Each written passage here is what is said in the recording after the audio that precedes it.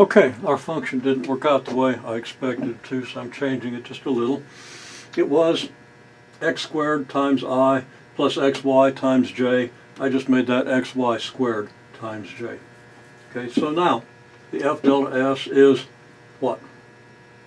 Okay, well, f dot delta s. F is now cosine squared t I from the x squared, and the xy squared gives us cosine t times the sine squared of t. And it's actually t star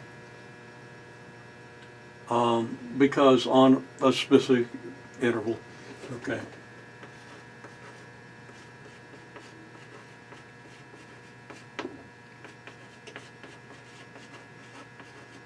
I'll write that. On a typical interval, f dot delta s is going to be evaluated again for t equals t star, sample point on the typical subinterval, on the typical increment. Okay, so we're going to use t star for our t's, and obviously we get the obvious expression for f evaluated for x at t star and y at t star.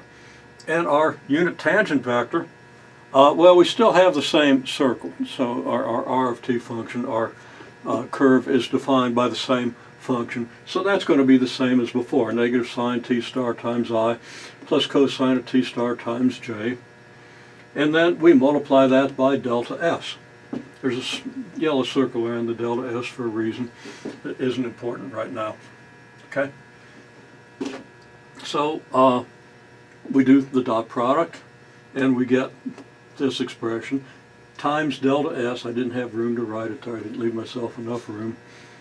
And then our final expression will be sine of t star cosine squared of t star. And I wanted to put arrows over those t's. I don't know where that came from. But that factors out of what we get from this expression, leaving us 1 plus cosine t star, and then times delta s.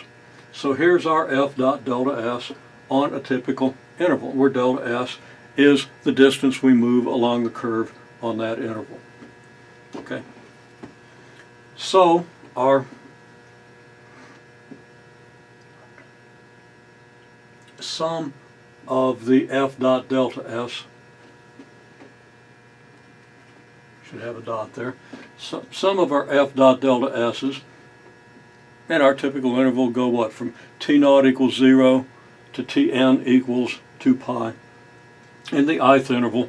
So we're talking now about the ith interval here, so I'm putting the subscript on here. And be a sum from I equals 1 to n. And I've left the limits on the sum out here because of space. That's going to be the sum of these expressions for all the different t sub i's. Okay? And actually I should use t sub I star because each of the n intervals is going to have a sample point t sub I star. So that's going to become the sum of this expression over each interval. So I've just replaced my t's with t sub i's because now I'm talking about summing over n of these intervals, over a bunch of them. And I want to distinguish one t from another. And that's then times my delta s. And maybe it's a delta s sub I. I don't have room to write that, and I'm being a little bit careless here.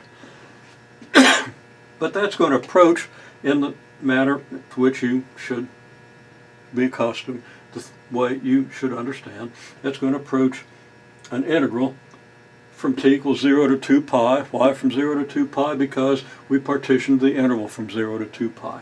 Same as we did previously. So I'm not writing it down this time. This is just how our integral modify. So it's going to be times this, and then times our ds. Okay?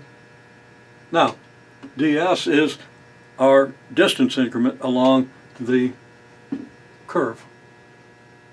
And I'm saying right now that ds is going to equal dt. Our delta s is going to equal delta t. And I don't even have to say let delta s equal delta t. I can simply assert that delta s, the distance we move, is delta t. Why? Because we're moving around a circle of radius 1, centered at the origin, and the angle of our typical increment is delta t, which is equal to the distance we move along the curve Okay?